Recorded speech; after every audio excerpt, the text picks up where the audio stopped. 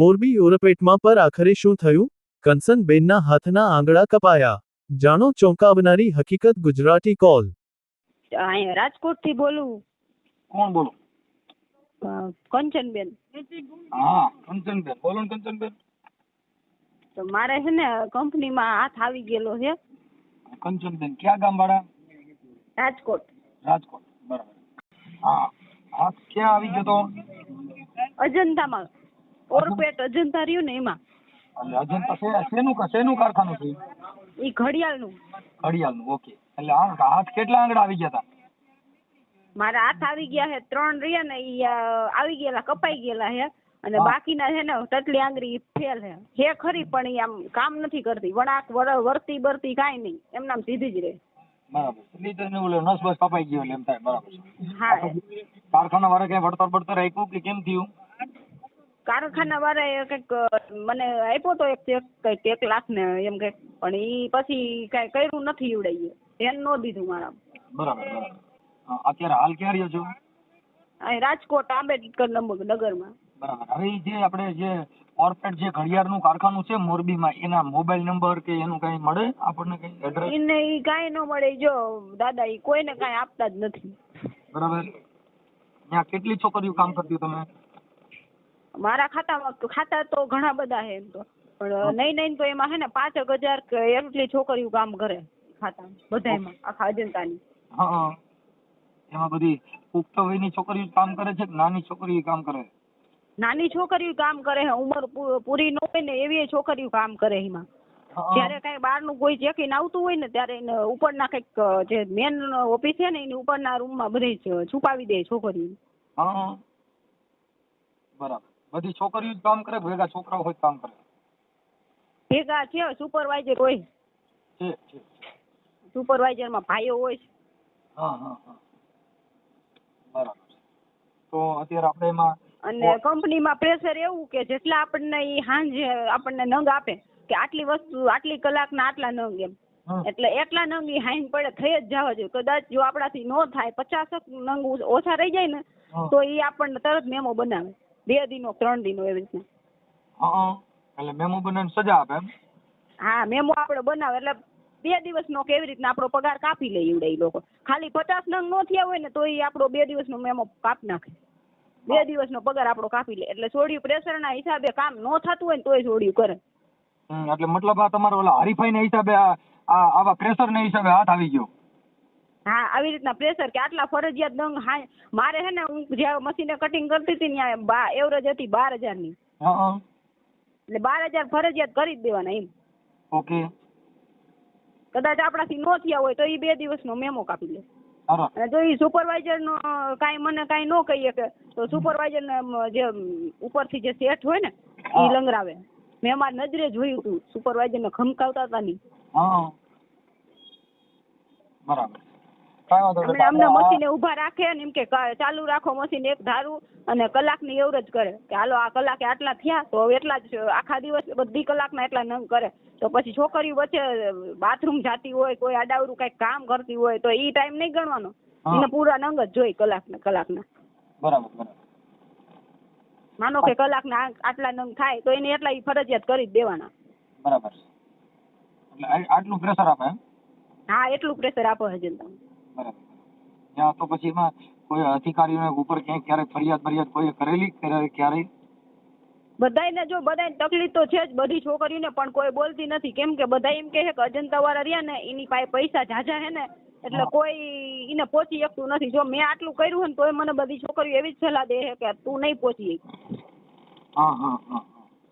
એમ કે છે કે એમની પાસે રૂપિયા છે, રૂપિયા ખવડાવી દે એટલે બધા કોઈ કાંઈ બોલે નહીં, એટલે આપણે આમ નામ જ રહી એવું કે મને બધા. એટલે મારે હિંમત નથી, પણ હવે મને થઈ ગઈ હિંમત.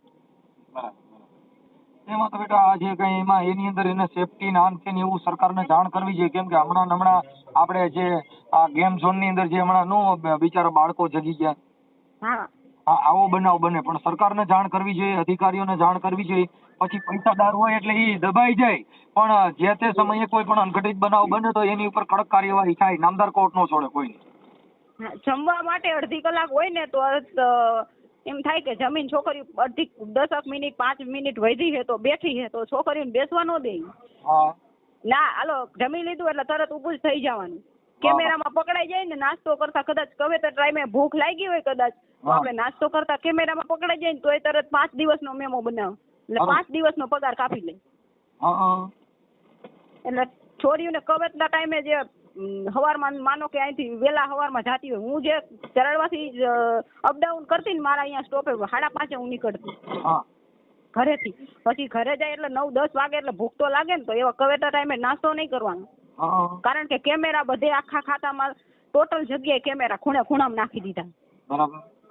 કદાચ કોઈક છોકરીઓ બે વાતો કરતા જોઈ જાય કે પછી કોઈ નાસ્તો કરતા જોઈ જાય એવું કાંઈ હોય તો એને તરત જ 2 દિવસનો પગાર કે 5 દિવસનો પગાર કાપી નાખવાનો.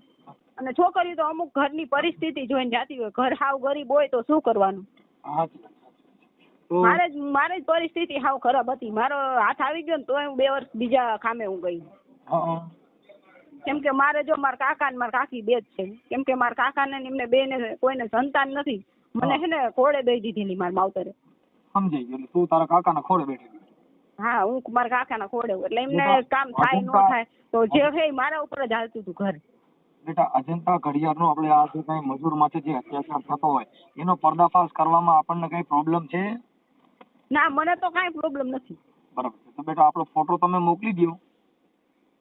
હા, તો હું ફોટો તમને મોકલી દઈશ. અને બીજા નંબરે મારી બેનપણી છે એને તો આખો જમણો હાથ કટિંગ થઈ ગયેલો. એને કઈ વળતર આપ્યું આ લોકોએ? એ છે વાંકાનેરની અને એને લગભગ 7 લાખ રૂપિયા આપ્યા. બરાબર બરાબર. 7 લાખ નું કાઈ નો, એને તો આખી જિંદગી બરબાદ થઈ ગઈ. આ તારે આખી જિંદગી બરબાદ થઈ ગઈ. એ છોકરી છે મારા કરતા મોટી, હજી કંપનીમાં જાય. એ જ કંપનીમાં હજી હાલમાં એ છોકરી કામ કરે છે. અને કોઈ નું કરે ને એટલું કામ એ છોકરી કરીને દે. હજી એક હાથ છે ને તોય. કેમ કે હવે તો એની જિંદગી બગડી ગઈ. હવે એને કોણ લઈ જાય? બરાબર બરાબર. કાંઈ વાંધો નહીં. તું અત્યારે તારા શરીરનું અને તમારા જે કઈ છે એનું ધ્યાન રાખજો, આરોગ્યનું. અને તારો ફોટો મોકલી દે બેટા. અને અજંતાના ફોટો મોકલો કારખાનાના. હો, મોરબીમાં કઈ જગ્યાએ એવું કારખાનું? મોરબી સનાડા. સનાડા રોડ ઉપર? હા, સોનાડા રોડ ઉપર. ઓરપેટ ટાઈમ્સ ઘડિયાળ? હે? હા, ઓરપેટ અજંતા. ઓરપેટ અજંતા ઘડિયાળ કારખાનું. હા, અને એનો માલિક છે પ્રવીણભાઈ ઓધવજીભાઈ ભાલોડિયા. પ્રવીણભાઈ ઓધવજીભાઈ ભાલોડિયા. જી સર. એમના મોબાઈલ નંબર મળે? એમના મોબાઈલ નંબર શું કોઈને એમને ક્યારેક કોન્ટેક્ટ થતો હોય તો એ ન મળે. અને કદાચ કઈક આપણે વાતચીત કરવી ને તો એને ખુદ ને ન કઈ કહીએ કે આપણે. કારણ કે બીજા જે વચ્ચે રાખ્યા હોય ને એમના જે મેનેજર ને એવા બધા એની હારે આપણે વાત કરી હતી. મને કઈ તકલીફ પડતી તો મને કોઈ નો મારે કહેવાનું આવે, ડાયરેક્ટ મેનેજર પાસે જવાનું. અને એ હરખો જવાબ દે ન દે. આ વાતમાં તો મારા કાકા ની ગેટે આવતા હતા તો એમને કોઈ હરખો જવાબ ન દેતા હોય. આવા તો કેસ હાલતા જ હોય કે અમે હું તમને બધાને જવાબ દેવા નવરાહી. મારા માવતર ને એવો જવાબ આપ્યો. Okay sir. હવે આપણે પછી આમાં ફરિયાદ આપી હતી? આપણે કઈ નામદાર કોર્ટમાં કઈ દાવો દાખલ કરેલો છે? હા, આપી હતી. જી, એના કાગળાની બધું બતાવજો મને. હા, તે મેં પેલા મહેતા સાહેબ કરીને એક હતા, લાલજીભાઈ મહેતા કરીને એક હતા, એમને વાત કરી હતી. પછી એમને 30,000 રૂપિયા ભર્યા હતા. એ તો એડવોકેટ વકીલ છે. એમને એક ગ્રાહક સુરક્ષા કેન્દ્રના છે. જી જી. એ હકવે છે. એટલે એમને 30,000 રૂપિયા ભરો, હું વકીલ બંધાવી દઉં. બેટા, એના કાગળ જે કઈ હોય ને એ કાગળિયા મને આમાં વોટ્સઅપમાં મોકલજો, જોઈ લેશું. અને તારા કાકા કે તારા વારસદારમાં કોઈ હોય એમને લેતી આવજે, જોઈ લેશું. નામદાર કોર્ટની અંદર આપણે દાદ માંગાવી લેશું. હા, તે વાંધો નહીં. કાગળિયા તો એવડાઈએ મને આ કોઈ પુરાવો કઈ ન થાય. પેલા કંપનીના જે છે ઈ છે. આ કંપની એ તો પછી પોલીસ જોઈએ નામદાર કોર્ટમાં. અને મેં તો જનતા વાળા જે સુપરવાઇઝર છે ને એને કહી દીધું હતું કે હું આની વાય મને મારા હાથની તકલીફ છે. મને અત્યારે ક્યાંક કામ કંપનીએ ચડવું હોય તો મને કોઈ કામે નથી રાખતું અત્યારે. હા, એ તો આંગળા ન હોય એટલે કામ ન થાય. કાંઈ વાંધો નહીં. મારે હું આખી જિંદગી બે જ રહેવાનું. મને રોટલા કરવામાં તકલીફ પડે. કાંઈ વાંધો નહીં. ચાલો, તમારું એડજસ્ટ કરાવી દઉં. તો મને ખાલી તારો ફોટો મોકલી દે.